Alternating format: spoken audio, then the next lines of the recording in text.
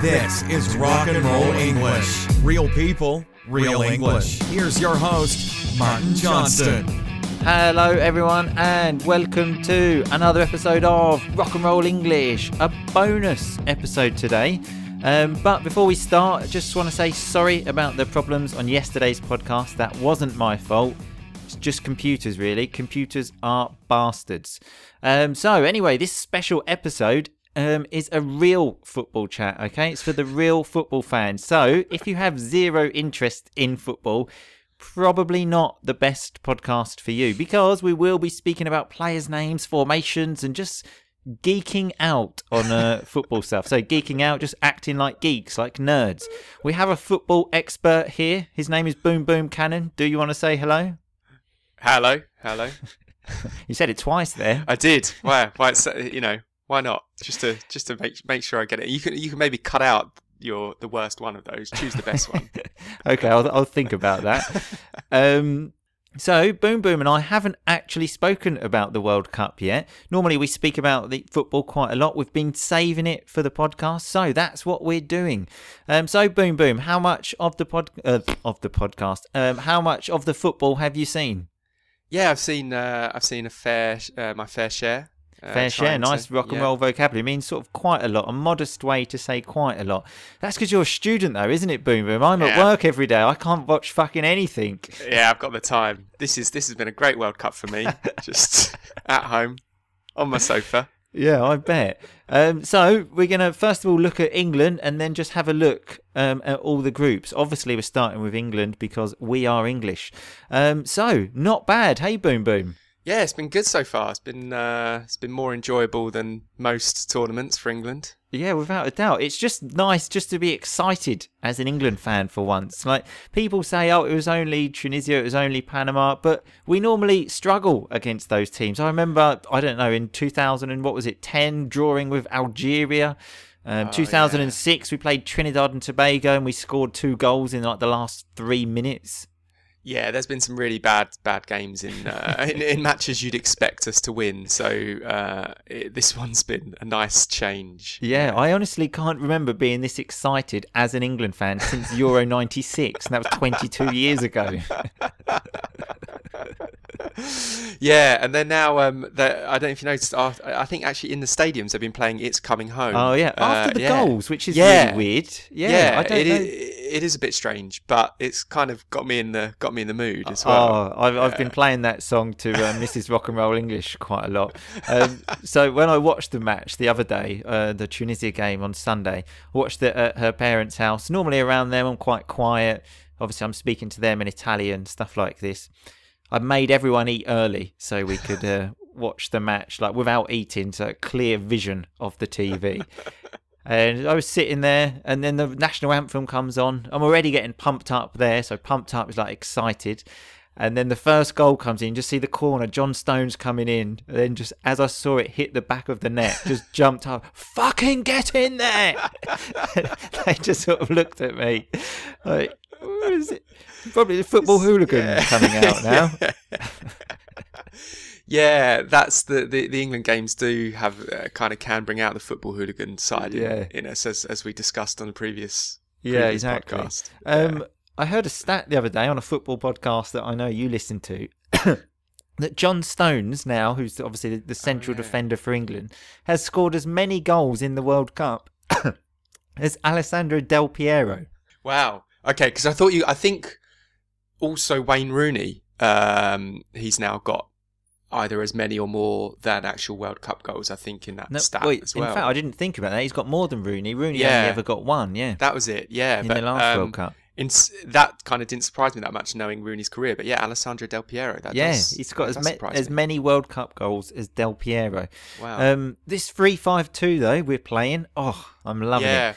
Always been my favourite football formation. You ask anyone that played me on Pro Evolution Soccer, I would always go to 3-5-2 because you've got the width, like the wingers that can still get up and down. You've got the extra bodies in the middle. Oh God, it's just fantastic. Asks a lot of the fullbacks though, doesn't it? As someone that's played sort of right on the right hand side of either midfield or defence in my time.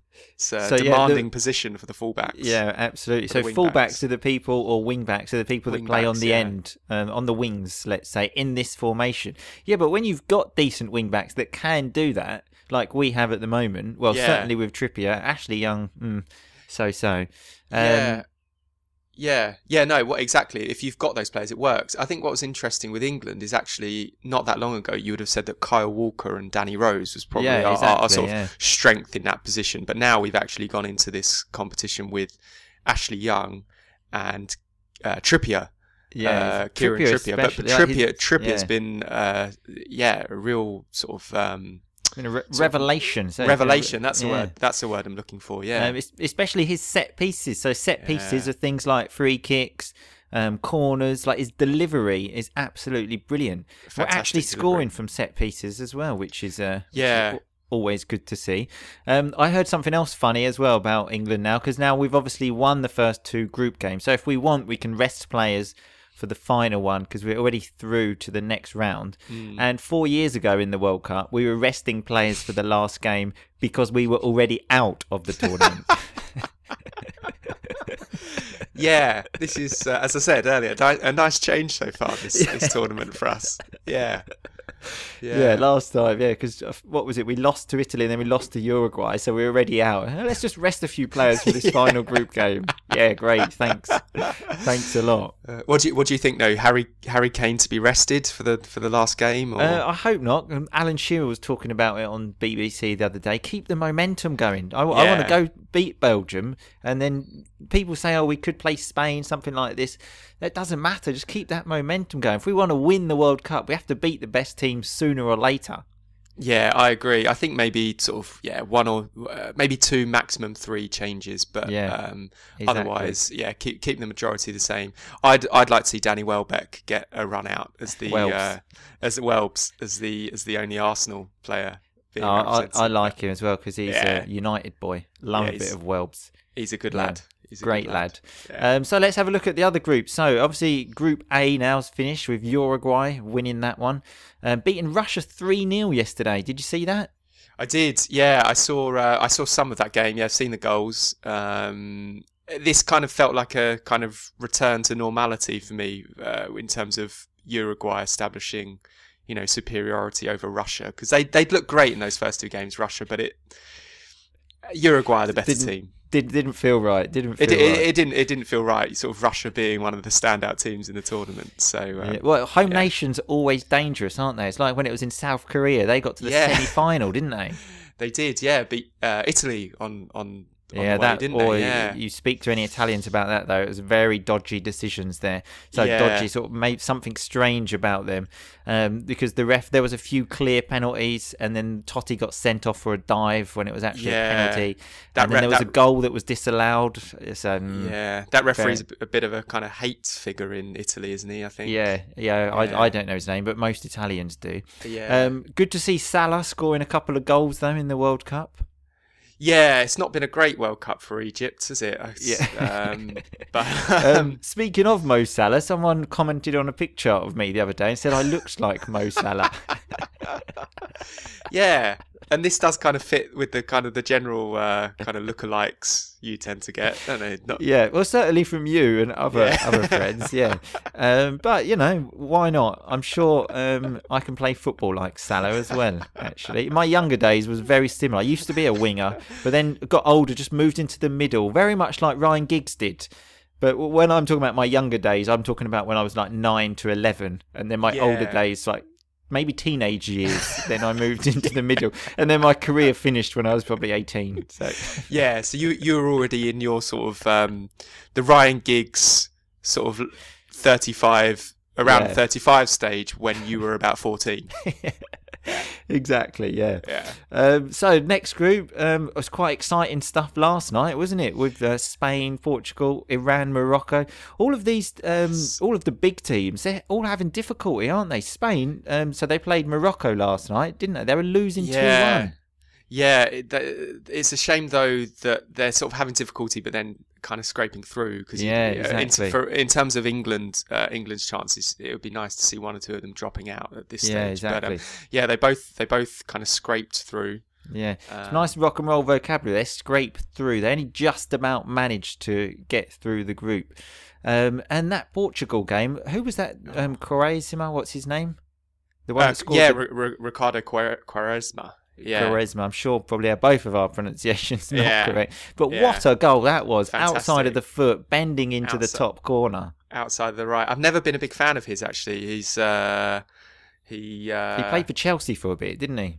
Very short. I think he was on loan there. Very shortly. Yeah, he's been all over the place. He's kind of always been one of these players, sort of lots of talent, but not a journeyman. That's what not we say. much. Exactly. Yeah, been to lots of clubs. I think he's in Turkey at the moment, but yeah, fantastic outside of the right foot. One that I certainly appreciated as a player with no left foot whatsoever. I always appreciate a player's ability to hit it with the outside of his right rather than go with the left foot. Can you even hit the ball with the outside of your right, though? Why? There's no need. When your right's as good as mine, Martin, there's no need to try with the left. But for me, the moment of the World Cup, apart from the England games, obviously, was that Ronaldo free kick against Spain. That was the box office entertainment. So we often say that just for great entertainment. It was something like a film, just seeing him stand for that free kick, taking those deep breaths, and then bang, top shelf. So top shelf is what we say slang for top corner. It was absolutely brilliant. Yeah. Top bins, I think, is top bins. The kids say these days. Also, but yeah, to score 3 goals against Spain, a hat trick, as we've said before, in that first game, that was just superb. Spain, obviously, the superior team, and Ronaldo, just a one-man team, just saying, "I will not lose this match." It was, I was absolutely loving it. Yeah, that was fantastic. That was what a moment! What a moment! Yeah, I mean, you're I think a bigger fan of Ronaldo generally than I am, so I thought it was great. But yeah, the thing about him which I love as well, obviously because he played for United and he was fantastic. But the fact he's 33 now, which admittedly is the same age as us, but for a footballer, that is quite old, and he's still just dominating matches. Normally, people their careers are going down now, but he's, if anything. Well, he's changed his game a bit. He's less of a winger now, more of a striker. But still, at this age, to still concentrate on being the best, like you can see, he looks after himself, his professionalism. Another thing that I read sort of fairly recently, they made a comparison between him and Rooney when they were both at United. When I think Rooney's a year younger than him, Rooney was by far the better player. But the difference is Ronaldo's taken care of himself, like his body was. Rooney's probably just eating fish and chips, drinking beer, and his career's pretty much finished now. Yeah, I think they've had slightly different kind of fitness regimes over the years.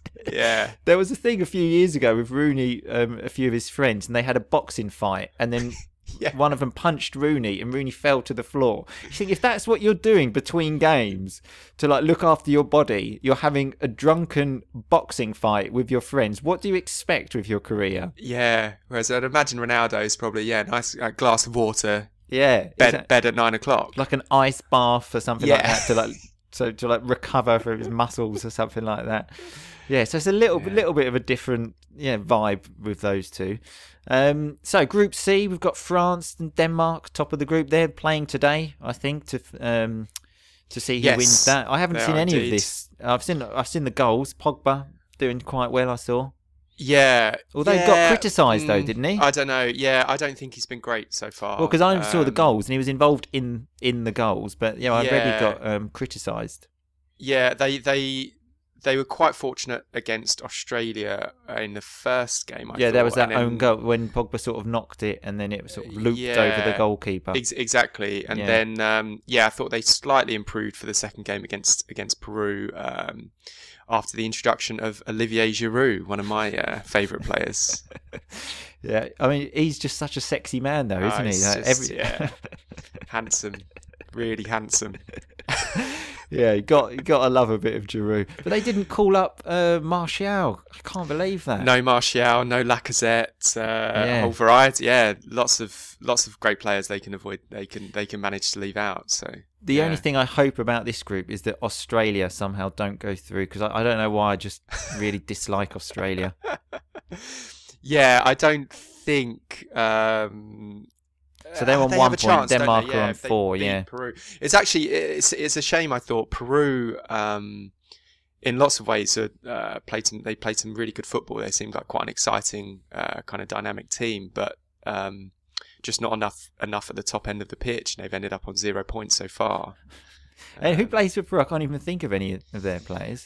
Cueva is I think is one of their main guys. Yeah, he missed a penalty in the first game though, and that's from there on in they've really struggled. Well, that's how important it is. That's why I went absolutely mental when Harry Kane scored against Tunisia, because that made such a difference.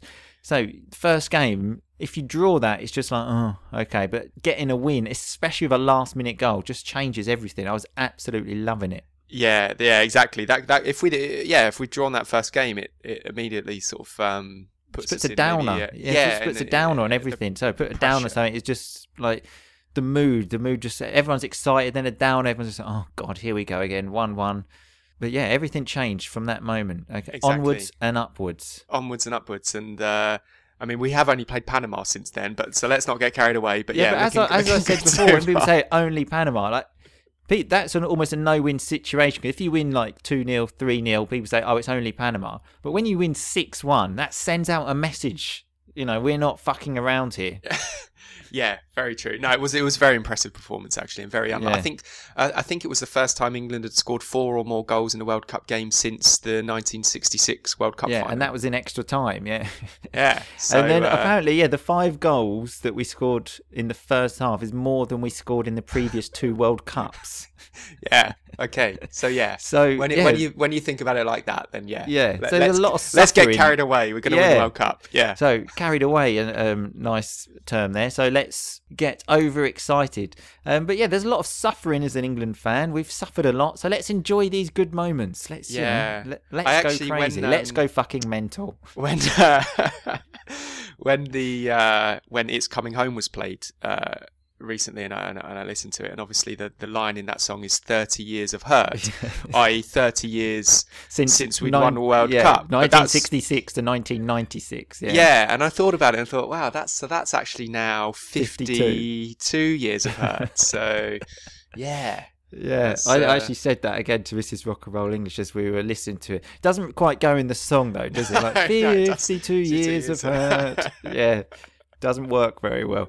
Maybe when we get to 60, it will work again. Yeah. So we can. Let's have a new version. Yeah. So Group D, Croatia ripping it up. So if you say ripping it up, it means they're doing really well, destroying teams like they destroyed Argentina. Yeah, they've looked good, Croatia. They've got some really fantastic, really strong midfield. I like the look of them. Yeah. Yeah.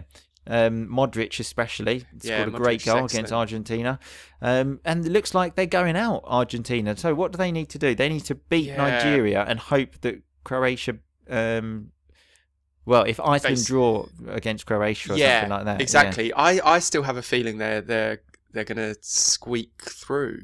Yeah. So squeak through is like just about get through. Same as scrape through. It's not looking good though. They don't look very happy. You see that thing with Messi when the national anthem was on? He had like his head in his hands. Like, what's that about?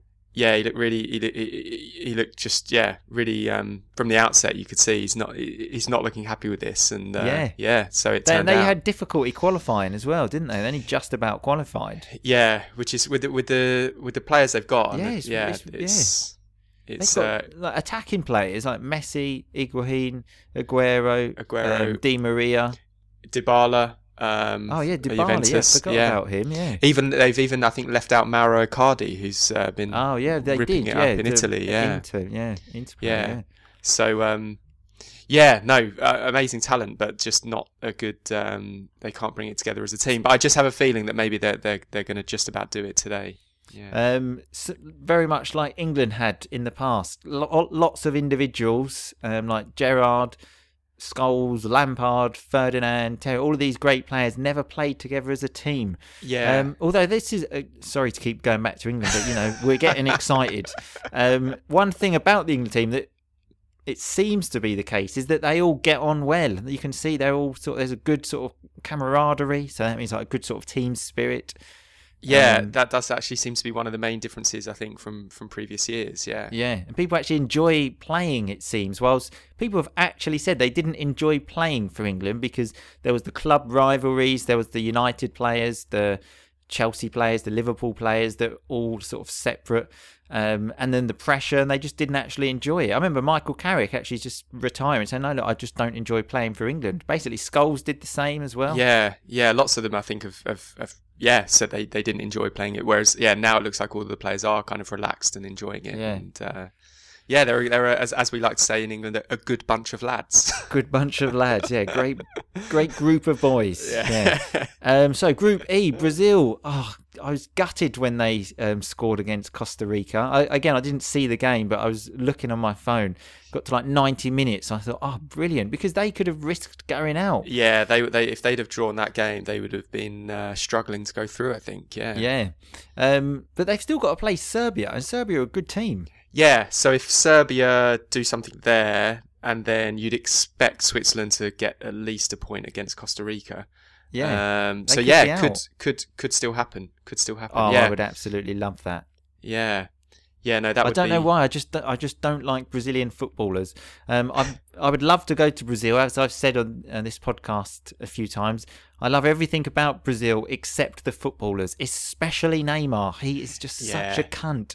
Yeah. So cunt is not a very nice word, but it's a perfect way to describe Neymar. He is everything that is wrong with modern football, like with his fucking shit haircut and like the fact that he left Barcelona to go to Paris Saint-Germain. He said, "Oh, because I want to win the Ballon d'Or."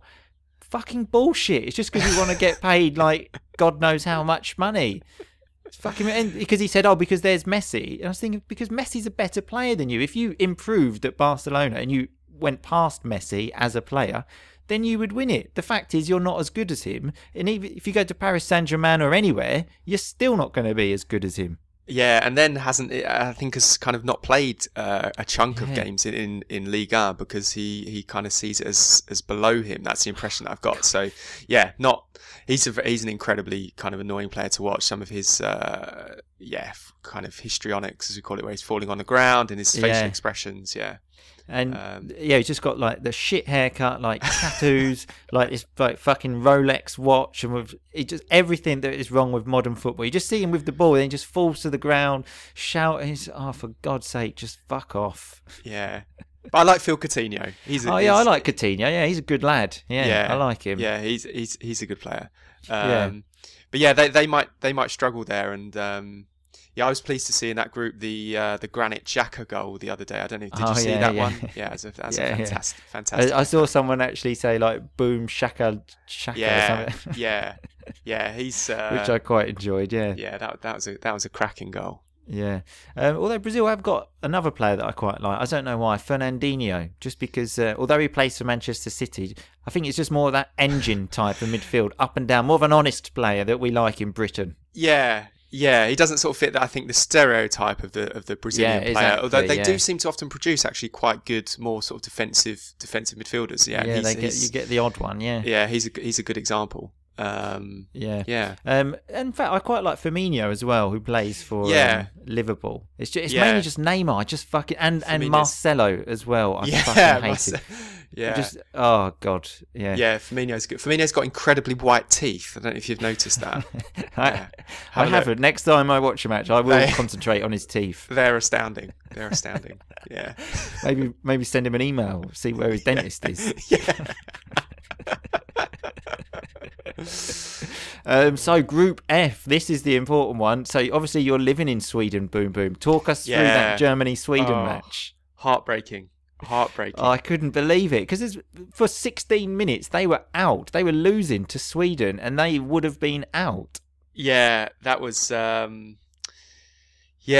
really tough to because then at least even the draw would have been a really good result for Sweden. Yeah. Because Germany then would have been relying on other teams. So when you're relying on other teams, you're hoping other teams like do you a favour and win. Yeah. I was watching it with my girlfriend and her parents actually here in Stockholm, and just sort of a crushing end to the game. Absolutely devastating. What a goal from Sweden though! That goal when they sort of lovely. I don't know who scored. Yeah, Ola Toivonen. Who hasn't plays for Toulouse in France. And hasn't scored all season. So just nice. saving it for the big moment. So I actually went to see Toulouse play this season. Really? At the start of the year, when I went to see Dan the Man. Yeah. And I went to see a match. Yeah, Toulouse, Bordeaux. Actually, Okay. Bordeaux won 1-0. Yeah. You don't remember whether, I mean, you probably wouldn't remember Ola Toivonen because he certainly didn't score. I actually remember looking at the teams and thinking I don't actually know a single player here. Yeah. But yeah, Mexico as well. They're quite an Yeah. exciting team. Hernandez or Chicharito, although that does annoy me when people call him Chicharito because his name is Hernandez. Yeah, agreed. Yeah. Yeah. They look good. Yeah, Lozano looks good. Chicharito. Carlos Vela, an ex-Arsenal player. Yeah, I forgot about him. Yeah, they're a good team, Mexico.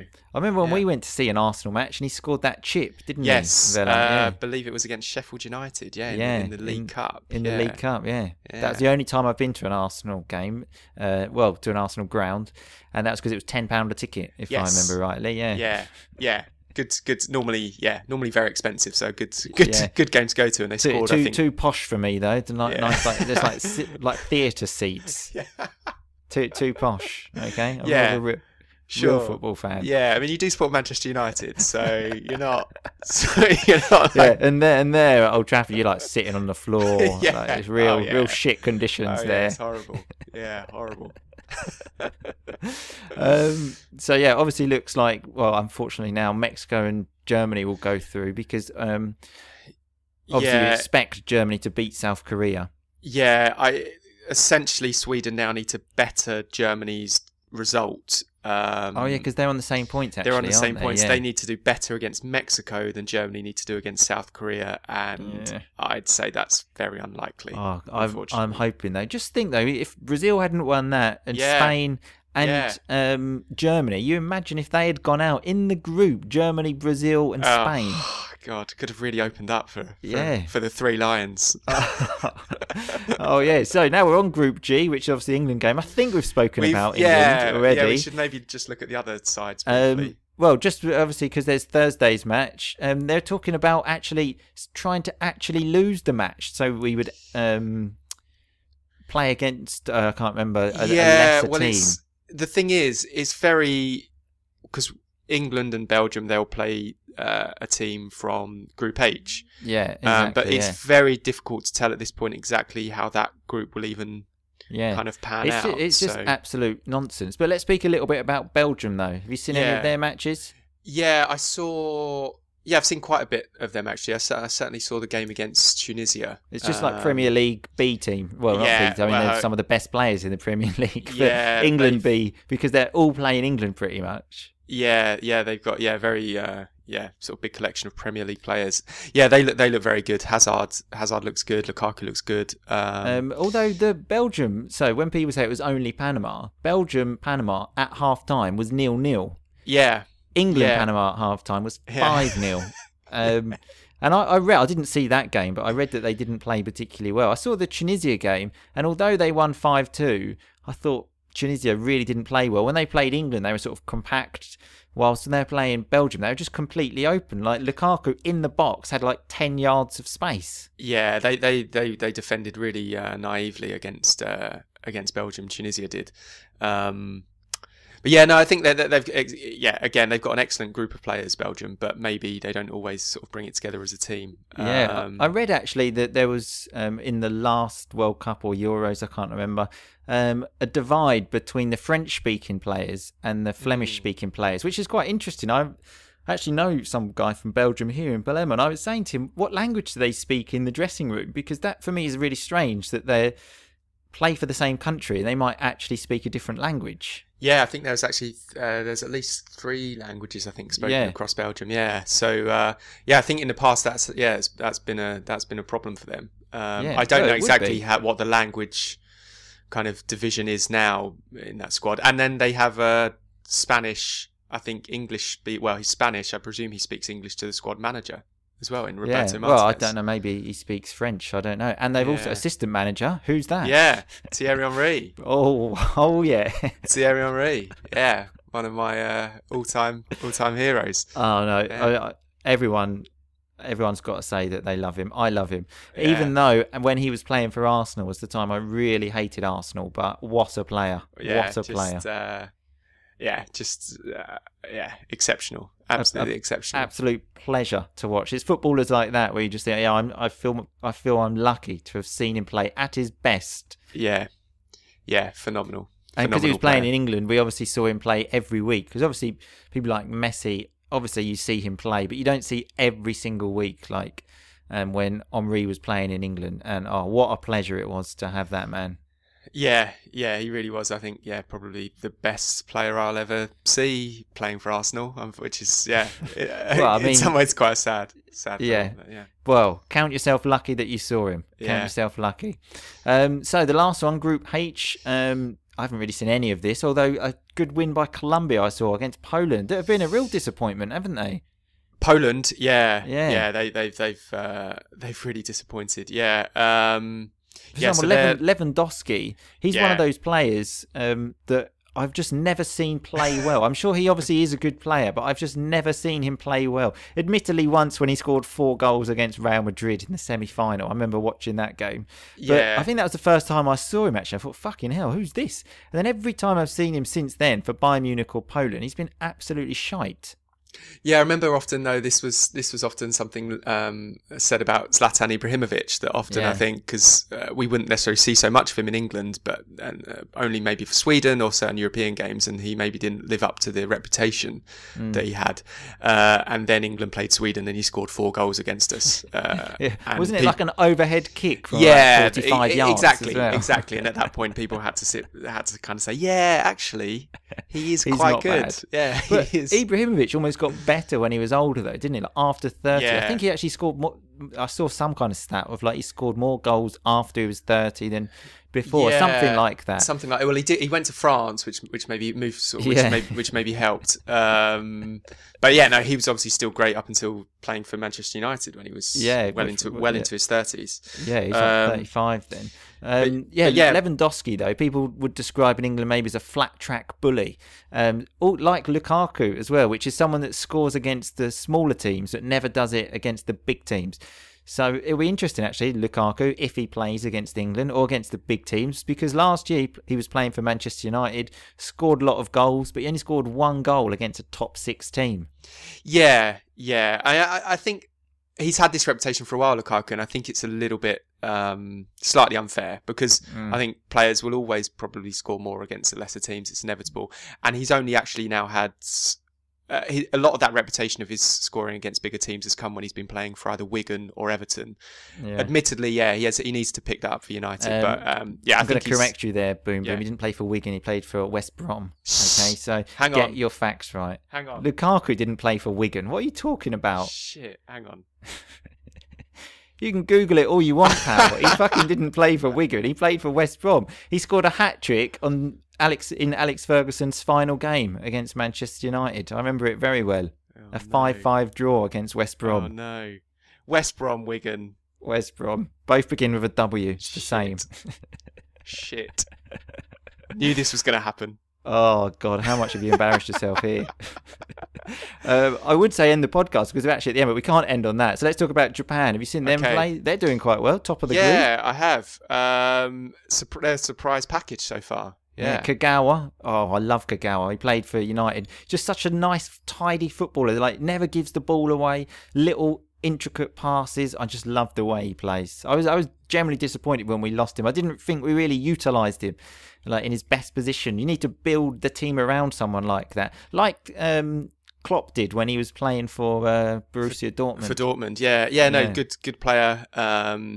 But Japan for me would be the team that ideally I'd like England to play in the next round. I don't want to play Colombia. I don't know. Just South Americans scare me. Yeah, they're always dangerous. Not dangerous like they're going to kill you in football. I mean. Colombia. No, they're a very good team. Very good team. I'd like us to avoid both them and Senegal ideally in the next round. Yeah, but maybe that's asking a bit Senegal, much. I don't know. They're just dangerous as well. Yeah. Yeah. So let's hope for Japan. Anyway, Boom Boom, it's been a pleasure talking to you about football. We'll probably do this again when we get to the sort of the serious end of the tournament, the knockout rounds. See what's going on there. Absolutely. I'm always always up for talking about football. And in the meantime, I'll go and research the entire career history of Romelu Lukaku. Good idea.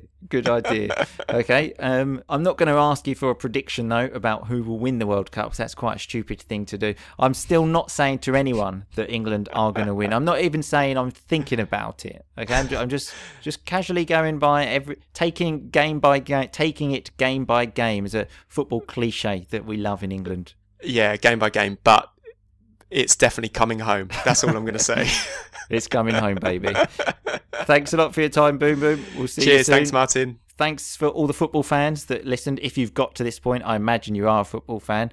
I'll see you all again soon. In the meantime, people, just keep on rocking.